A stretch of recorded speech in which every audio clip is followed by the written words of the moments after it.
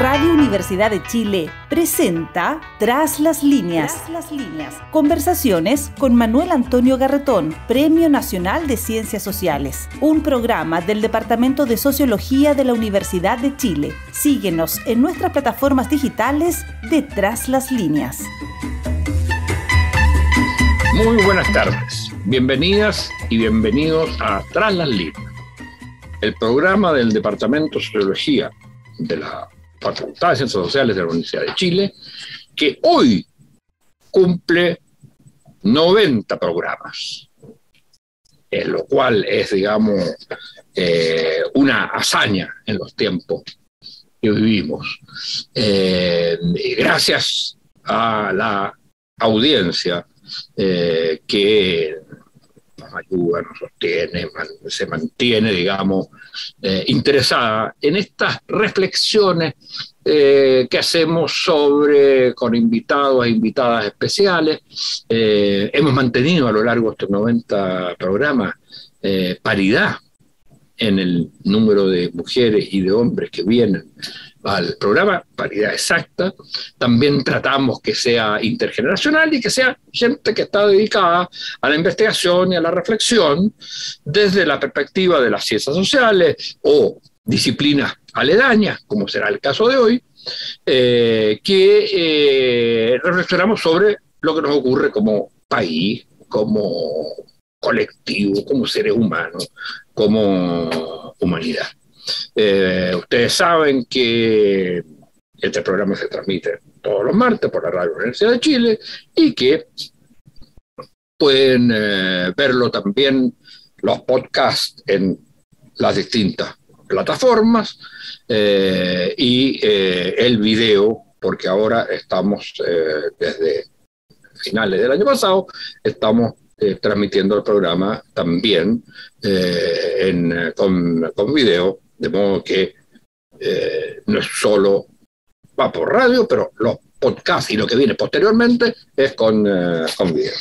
Y hoy día tenemos, para celebrar los 90 programas, tenemos invitada a alguien muy especial, muy mediática,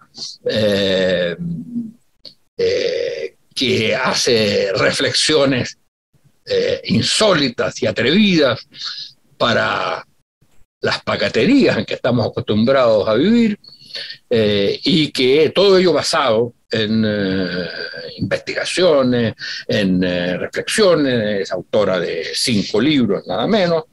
Es una psicóloga y psicoanalista formada en la Universidad Diego Portales. Acaba de publicar un libro nuevo que se llama, con un título muy especial, Hacer la noche, dormir y despertar en un mundo que se pierde. Ella, a su vez, tiene varios otros libros, tiene 5 libros, y hay otro que es muy conocido y que ha sido publicado tanto en Argentina como en Chile con el título Hasta que valga la pena vivir. Constanza Michelson ve el mundo mucho más allá que desde el psicoanálisis, porque tiene una enorme cultura, incluso hay mucho de tratamiento de los temas de literatura en sus trabajos, en sus libros, pero obviamente la mirada es desde su formación profesional. Y yo pensaba, bueno, ¿por dónde, no siendo yo una persona que sabe casi nada de psicoanálisis, por dónde entramos en esta conversación? Porque ella hace unos diagnósticos de la sociedad chilena a partir de su visión psicoanalítica, complementándola, como digo, con muchas otras miradas. Y las ciencias sociales, nosotros tendemos, la sociología, la economía, la ciencia política, ¿para qué decir? Tendemos a mirar más bien, más que los comportamientos puramente individuales, lo que pasa como sociedad. De hecho, una de las grandes críticas que se hace a la ciencia social y la sociología es el estar centrada en la sociedad-estado nacional cuando ésta ya parece haber estallado.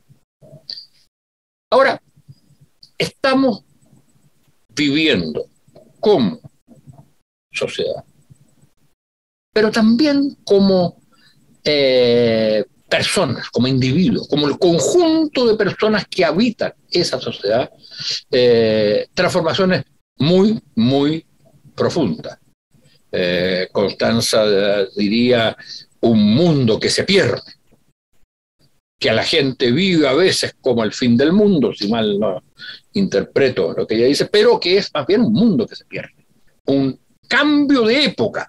Y cuando dice cambio de época, entonces uno dice, bueno, ahí me siento bien porque eso habla de la sociedad, habla de la época actual y su cambio, y no solo de lo que pasa en la psiquis de los individuos, que además, ella dirá, nunca son individuos, son siempre al menos de a dos.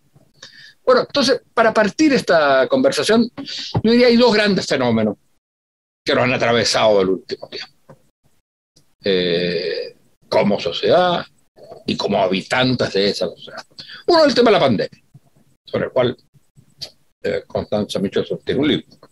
Y el otro es el cambio político expresado desde el momento del estallido hasta el, digamos, pasando por los últimos 15 días, que son el cambio de gobierno. O sea, la transformación, digamos, la posibilidad de grandes transformaciones a partir de un gobierno que entra en sintonía con lo que es el proceso constituyente, pero también los problemas que se presentan. ¿Cuáles son, Constanza, y muy bienvenida y muchas gracias por estar con nosotros, cuáles son los cambios que tú crees para partir que la pandemia, mirado ya con una cierta distancia, ha introducido en las vidas de la gente y en la vida, te pediría también una reflexión como país, como sociedad? Hola, ¿qué tal? Muchas gracias por la invitación y por esa tremenda presentación con la que, por supuesto, siento que me queda grande esas presentaciones de uno dice, hoy ¿cómo voy a caber en ese traje? Y me quedé pensando, escuchándote a propósito de la presentación, cómo me presenta, y yo pensaba, bueno, ¿qué tengo yo que decir o qué cosas son las que yo puedo decir del estallido, de la pandemia? La verdad es que esta era una discusión que tenía con mi editora sobre el libro que publiqué recién, Hacer la Noche, y yo le decía, este no es un libro sobre la pandemia. Entonces, a pesar de que el hilo que tiro al comienzo es sobre la pandemia, ella me decía, no, pero está bien decir que es sobre la pandemia. Le dije, es que a mí me haría lata leer ahora mismo un libro sobre la pandemia. Creo que como hoy día la ansiedad con la cual se escriben los libros de la pandemia ya fueron el 2020. Y seguramente las cosas más interesantes que podamos decir sobre la pandemia podrán decirse en unos años después. Yo apenas tomo un hilo. Y es ahí donde quizá mi metodología, que no la tengo para nada sistematizada, pero la sospecho, es que como mi mirada psicoanalítica no es que yo haga un psicoanálisis de la sociedad, sino que el hecho de tener formación psicoanalítica me hace fijarme en los detalles, en las cosas chicas, y esos son los hilos que yo tiro. Entonces, si me preguntas, por ejemplo, ¿desde dónde tomo la pandemia en este libro Hacer la Noche? Es que yo me di cuenta de algo, el primer año de la pandemia, hay que recordar que no fue igual que el segundo, es decir, ¿en qué sentido? Que el 2020, cuando aparece esta cosa llamada pandemia, de la que quizás alguna vez leímos, pero nunca fue un tema, nos llegó como si hubiéramos vivido un terremoto por primera vez, no teníamos categorías para enfrentar esta cosa que no sabíamos de qué iba, de qué se trataba, que hacía que unos se murieran y otros no. Esa situación inédita no es la misma que el año siguiente, donde ya ahora tenemos un lenguaje para nombrar la pandemia, es decir, la controlamos, además hay vacunas, pero además tenemos un lenguaje para enfrentarla, se nos volvió familiar. Cuando no lo era, apareció, yo me di cuenta, un síntoma, entre varios síntomas. Los primeros meses de la pandemia en Chile, la primera cuarentena, o la segunda, la cuarentena larga, es que mucha gente decía que tenía insomnio. Y no cualquier insomnio, hay un insomnio que es como el que decía, hay un poema de Pessoa que decía que en su insomnio no podía escribir, no podía fumarse ni siquiera un cigarro. La expresión que usa es: me pongo como un cadáver despierto, es como no estar ni vivo ni muerto. No es el mismo insomnio, este insomnio que el insomnio neurótico, que le digo yo, que que te quedas pensando en cosas en la noche y eso no te deja dormir, las preocupaciones o las cuentas que sacas a la noche, lo hice bien, mal. No, otro insomnio. Este insomnio quieto, cadáver despierto. En Google, unos meses después, me encuentro una noticia que dice que en el Google Trends, que son las tendencias de Google, aparece que las palabras que se dispararon en el buscador en los primeros meses de la pandemia en el mundo fue insomnio. Me pregunté, y ese es el hilo que agarré. O sea, yo miro desde esas cosas chicas. Y bueno, y me dije, ¿qué significa el insomnio y la catástrofe? Y ahí encontré un mundo, digamos, que para mí es más interesante que los discursos de la salud mental y verlo como un trastorno, porque ahí uno no encuentra nada. Y acá es donde me parece que se empieza a tejer algo entre el psiquismo y el psicoanálisis, pero también lo sociológico. ¿Qué tenía que ver el insomnio y la catástrofe? Y además el hecho que mucha gente decía que soñaba mucho, que además de tener insomnio, tenía sueños muy vívidos. No sé si a ti te pasó o lo escuchaste de otras personas. Te lo escuché a ti en un programa de televisión. Mira. Bueno. No, pero sí, no interesa mi sueño. Sí, oye, de lo más interesante del mundo, pero bueno, el punto es que cuando me pongo a investigar esto sobre el insomnio por otras rutas que la salud mental, con lo cual yo debo reconocer que me aburro, encuentro mucha literatura del siglo XX que compara este mismo insomnio, esta posición de cadáver despierto que describe Pessoa, con la posición existencial de los soldados en la guerra cuando están sin horizonte, en momentos sin horizonte, sin esperanza, sin mañana, donde no hay lenguaje para decir hay mañana, ya vemos qué hacemos con esto, hay una especie de catástrofe psíquica. Es un tipo de posición. Yo te detendría aquí para que, si me puedes hacer una reflexión, esta, que por supuesto tú lo describes en el libro, después pasa a otra y en otro libro pasa a otra etapa, pero esta etapa del tsunami, digamos, de vivirlo así y las reacciones insomnio. ¿Qué comparación podrías hacer con el momento del estallido y lo que viene después? O sea, ¿cuál fue? Digamos, si yo te digo, tú me dices, frente a la pandemia, cuando viene la pandemia es tsunami, sensación de tsunami, de insomnio en el primer periodo. También en el estallido yo creo uno podría pensar distintas etapas. Pero ¿cuál es la primera con el estallido en relación a esto? ¿Tienen alguna relación? Y en la psiquis de la gente, el hecho además que la pandemia se haya producido en una sociedad que estaba viviendo todavía el estallido, lo hace más complicado aún que en otras sociedades que estaban viviendo normalmente, que llega la pandemia. Yo creo que hay algo súper interesante con el problema del hasta que valga la pena vivir, justamente, que fue una de las consignas, ¿no?, que apareció espontáneamente en el estallido. Mira, y que es el título de tu libro. Sí, bueno, yo ese libro lo estaba terminando cuando vino el estallido y algo tenía que ver con el deseo de vivir, el título. Dije, bueno, apareció esto, no puedo no tomar ese guante, recoger el guante, como se dice. Ay, mira, hay algo que se llama, ¿por qué es importante una catástrofe psíquica? Eso es muy importante para entender algunas cosas. Una catástrofe psíquica es la posición del pánico. Quienes hayan tenido una crisis de pánico me van a entender. Una crisis de pánico es que se pierde el mundo, se caen las coordenadas para entender el mundo. Es la pandemia al principio, no tengo palabras para nombrar eso que acontece. Se caen las coordenadas con las cuales entiendo, mapeo el mundo. Por eso las personas que tienen crisis de pánico sienten que se van a morir o que se van a volver locas. Esa es la experiencia. En lo social es lo mismo. El pánico tiene que ver con la estampida, el tumulto, cuando cae un orden social, ¿cierto? Ese momento del pánico, los mecanismos de defensa que las personas tenemos, y por eso yo creo que el insomnio fue un síntoma del principio, y luego que empieza a aparecer la palabra, el control, el tratar de cerrar ese acontecimiento. El pánico es algo demasiado abierto, y nos caemos como sujetos. Por eso es el descontrol y el terror.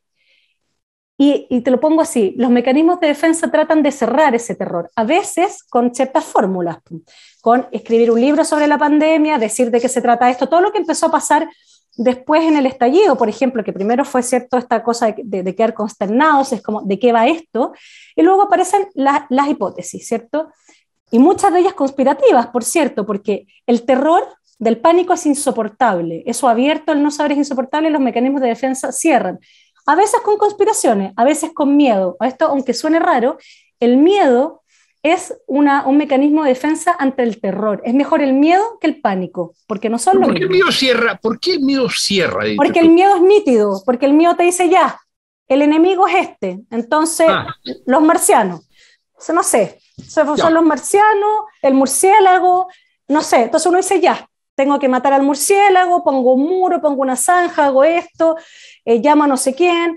El miedo es un mecanismo de defensa, y eso es muy importante hoy día políticamente, porque me parece a propósito de esta idea de que parece que habitamos un cambio de época, y esto como una cuestión mundial, el miedo o estas fórmulas de cierre, ¿no?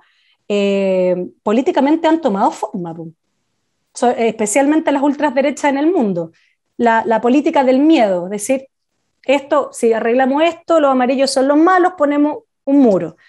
Pero mira, que es una falsa respuesta, por supuesto. Déjame hacer tu comentario porque me trae a la memoria muchas cosas esta conversación. Yo me acuerdo que para tratar de interpretar, porque me tocaba participar en eso hace ya muchos años, la dictadura militar, el problema del miedo. Yo hacía una distinción muy primaria, por supuesto, porque no soy un especialista en esto, entre el miedo del niño al perro, que lo va a morder, y tiene miedo porque sabe lo que va a hacer. Exacto. Y el miedo, pero hay el otro miedo, el miedo del niño en la pieza oscura. Es decir, miedo no se sabe, el miedo es no porque se sabe que algo va a pasar que me amenaza, sino porque no sé qué es lo que viene y sé que va a ser malo. Ese es el terror. O intuyo que va a ser malo. Bueno, ahí, ese es el terror y esa es la catástrofe psíquica. Mira, te voy a dar un ejemplo de una psicoanalista que me parece que lo describe súper bien. El terror y la catástrofe psíquica, y que tiene que ver con la dictadura o con esas situaciones, pero también en situaciones en la ciudad. Pero mira, en este testimonio, que es de los mejores libros, en mi opinión, de testimonios del Holocausto, el de Primo Levi.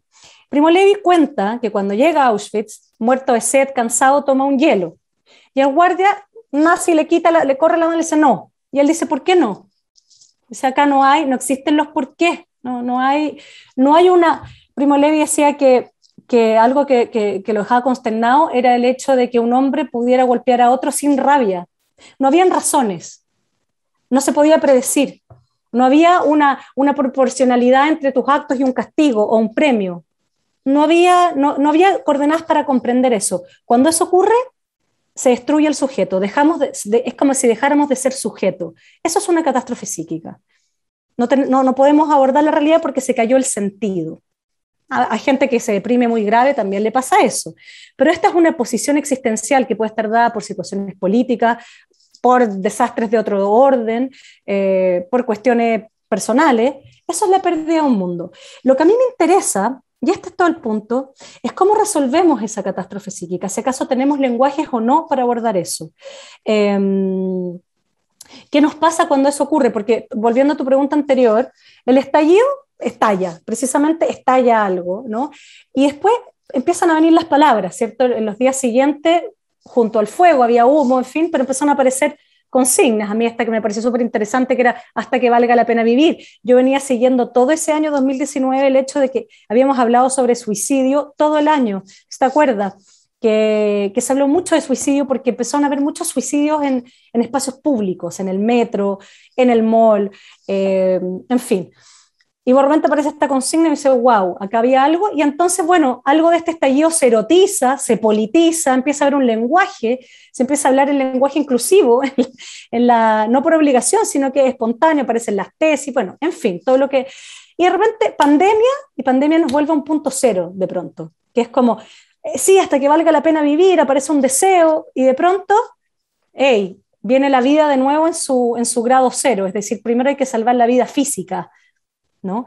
Ya hay, de nuevo, ¿cómo se repolitiza eso? Eso se demora un tiempo de vuelta, ¿no? Y viene la pregunta, bueno, ok, luego empiezan estas discusiones, importa la vida física, pero bueno, también hay que salir a trabajar porque hay que comer. Después me acuerdo todas estas discusiones de las personas más grandes, ¿no? En el diario, que era, bueno, yo cedo mi respirador, y otra decía, ¿yo por qué? ¿Por qué le tengo que ceder mi respirador a los más jóvenes? Se empieza a politizar después, podríamos decir, del pánico, del quedarnos sin palabras, recién ahí empiezan las palabras.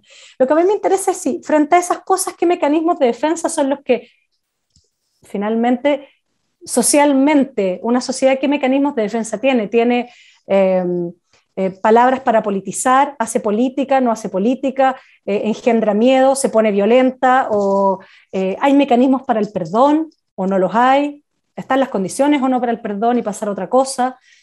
Todas esas cuestiones son temas que me parecen a mí interesantes a la hora de mirar esto, y yo creo que estamos todavía mirando, yo creo que todavía no se puede decir cómo de qué va esto, en qué quedó Chile después de esto. Esta semana se ha hablado mucho de la violencia, es cierto, la violencia escolar, lo que pasó el viernes pasado, toda la violencia que vimos en Estación Central, todos, era como una guerra de todos contra todos, ¿no? Y no sé, aparecen discursos donde dicen, bueno, estos son efectos de la pandemia, del encierro.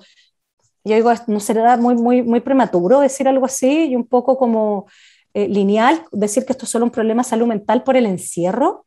Porque uno podría decir ya que estuvimos encerrados, algunos ni tanto, perdieron algunas habilidades sociales, pero eso no significa andar con un cuchillo en un establecimiento educacional. Ahí hay un salto. ¿Pero cuál dirías tú? ¿Qué dirías tú? Porque yo estoy absolutamente de acuerdo en esa visión del asunto, pero ¿qué dirías tú que quedó específicamente de la pandemia? Tú habías quedado en la primera etapa y la segunda etapa, pero hoy día, diría, ¿qué quedó? ¿Qué es de alguna manera, voy a usar una palabra que me imagino no estarás de acuerdo, qué quedó de alguna manera irreversible? ¿Qué quedó en nuestro ADN? Esto, el Zoom. En nuestro ADN. ¿Eh? Esto, el Zoom, se aceleró esto que igual ya venía, que era la virtualidad, y que eso cambia muchas cosas. Por ejemplo, eso sí que me parece que es radical. Pero fíjate que interesante, ahí lo que quedó, Es una para técnica. decirlo de alguna manera, lo que quedó no fue el daño, fue una respuesta. ¿Qué Sí. cosa del daño de la pandemia quedó No, pero en nuestro ADN? No, pero es que espérate, una técnica, así como, no sé, pues después de la guerra los campos de concentración dejaron el alambre púa, es decir, que después se puede usar para otras cosas. Una técnica siempre cambia algo, una técnica no es solamente una herramienta, una técnica es un mundo. Y el hecho, por ejemplo, esto yo sí lo he pensado, que es, el Zoom nos salvó un poco la vida, me parece a mí, durante la pandemia, fue una respuesta, estoy de acuerdo. Ahora, ¿cómo es la vida Zoom? ¿Qué nos hace la vida Zoom? Una de las cosas que nos hace la vida Zoom, algunas cosas uno puede decir súper beneficiosa, dejar de asistir a reuniones que siempre uno en realidad nunca debió ir en primer lugar y debió concentrarse en otras, pero nos hace estar de esta forma. Mira, yo pensaba esto, te voy a poner una escena. Una vez me invitaron a hablar, qué sé yo, a una clase, iba invitada amablemente. Cuando me invitan, bueno, yo digo que sí, si el tema es interesante. Eran, ponte tú, que las 8 o 9 de la noche, un día de semana, yo estaba súper cansada, y llego y habían puras cámaras apagadas, habían como 2 prendidas, y yo dije, no, ¿saben qué? O sea, a mí me parece que... no, y empiezan a grabar la clase, y yo digo, no, que es mentira, no sé, se me ocurrió en ese momento, yo no grabo mis clases, así que estemos acá. Y ahí se armó una polémica, se nos olvidó el tema al cual yo iba a hablar, pero este fue mucho más interesante, y era, ¿cómo vamos a hacer esto, Zoom? La verdad es que uno tiene que grabar las clases para que los alumnos la vean otro día cuando quieran y un producto más, o vamos a seguir haciendo experiencia, que lo que pasó aquí quedó aquí y esto es. ¿Vas a prender la cámara o no vas a prender la cámara? Porque prender la cámara es una manera de comprometerte con lo que decides tomar, porque es como antes del Zoom, si uno de verdad no iba a una reunión, bueno, paga los costos de no ir a tu reunión y todo bien. Eso se llama ética, decide algo, elige algo.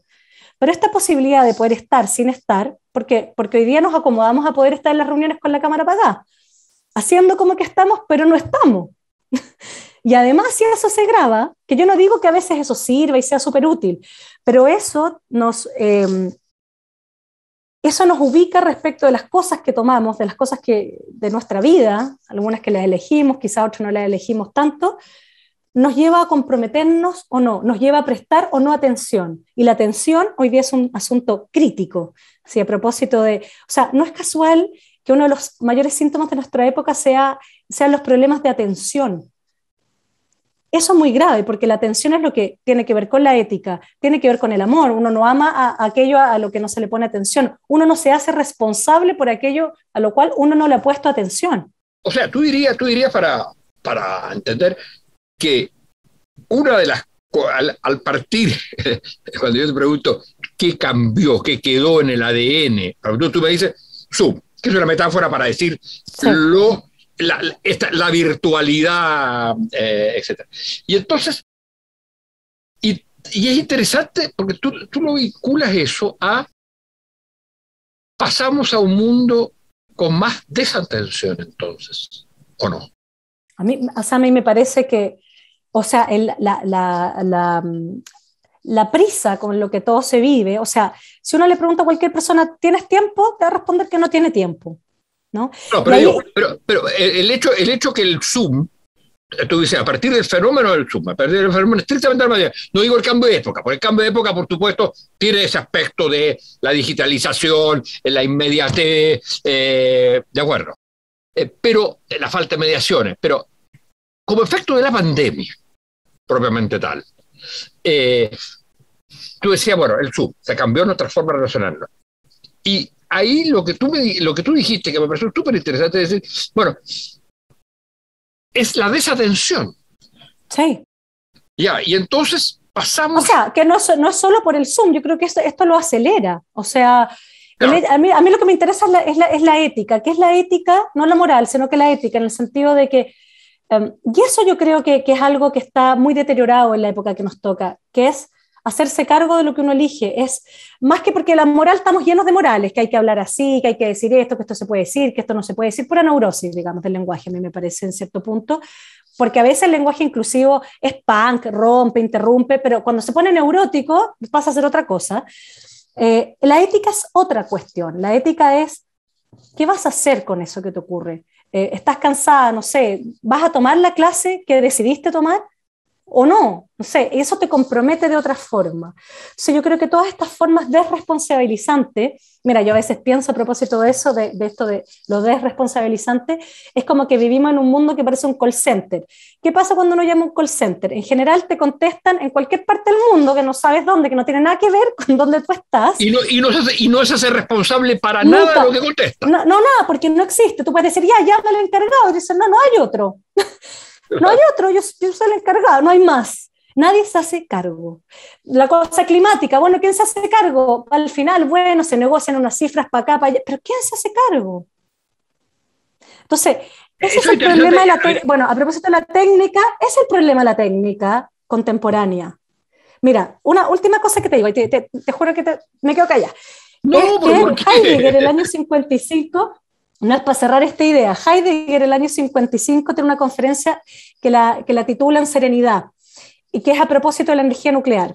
Y Heidegger dice algo muy inquietante. Dice, el problema no va a ser cuando exploten las bombas, sino que cuando dejen de explotar y convivamos con una técnica tan grande que nadie pueda controlar eso.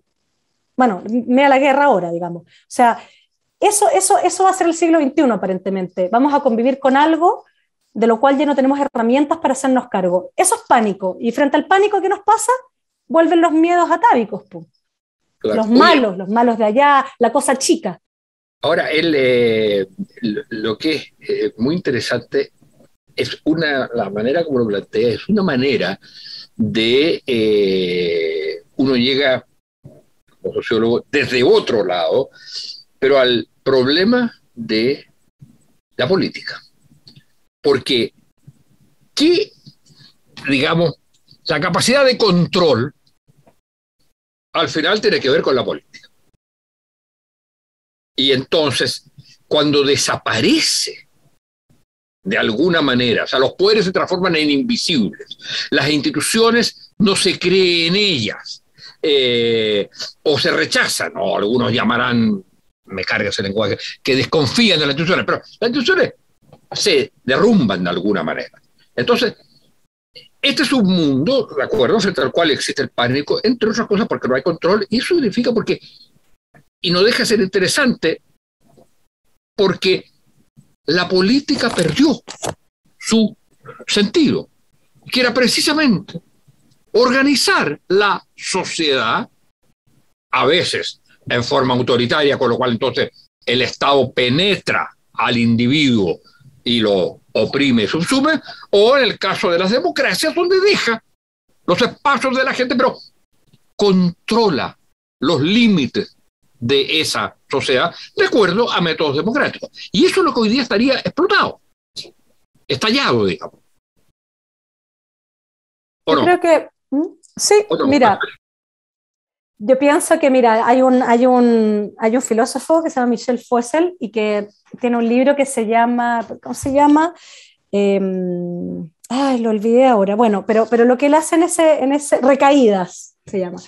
Y él lo que hace en ese libro que es interesante es que en el fondo toma la prensa de los años 30 en Europa prefascismo, digamos, los años donde emergía el fascismo, y él se da cuenta de algo. Dice, ante el fascismo empiezan a aparecer discursos que dicen que la democracia es débil. Dicen, no, la democracia en el fondo y las instituciones democráticas son débiles porque entonces hay que, dos alternativas, pues, o acelerarlo vía, qué sé yo, acción directa o violenta o otras cosas, y por el otro lado, no, los discursos de entonces mano firme, mano dura, porque la democracia es debilucha. Y entonces Fuessel dice, no, pues bueno, precisamente la debilidad que tiene la democracia es que no tiene ningún fundamento.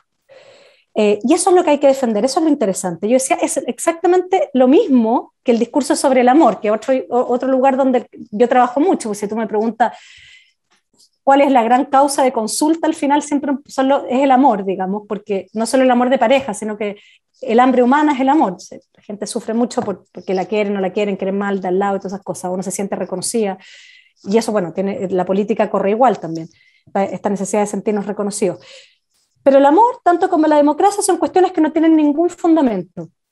Y si uno espera que tengan fundamento, entonces uno dice, no, estas cosas no sirven para nada, se murió el amor, que se murió la democracia, otra cosa, hacemos otra cosa. Y yo decía, no, es justamente lo contrario.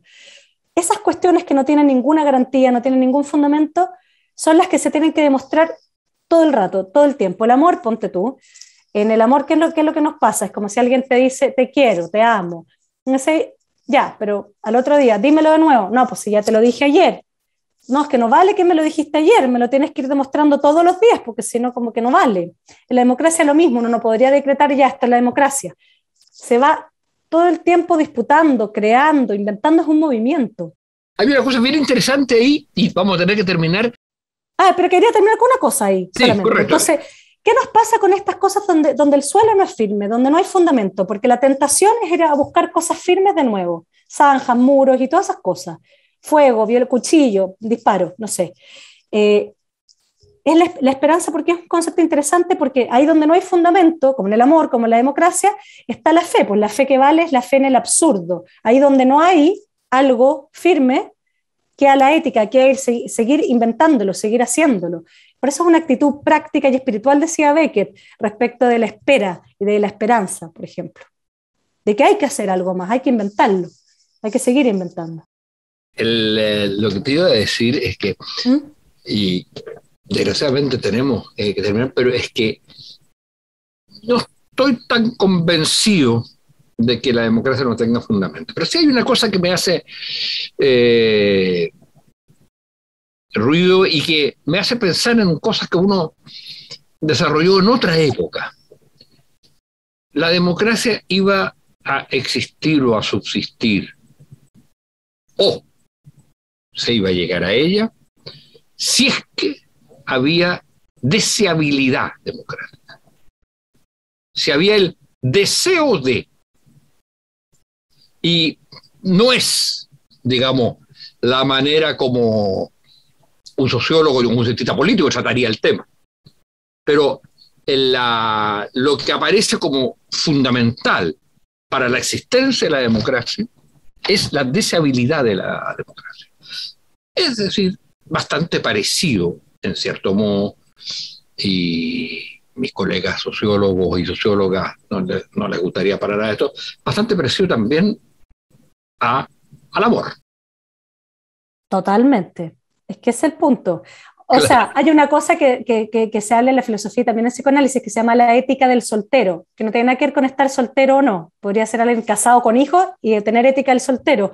El soltero es el solo. Ese no ama, ese no hace nosotros. Está cerradito en sus convicciones. Y la democracia supone lo que llaman el affectus societatis, el querer vivir con otros. Bueno, tenemos desgraciadamente que terminar. Muchas gracias, Constanza, por esta visita a este programa.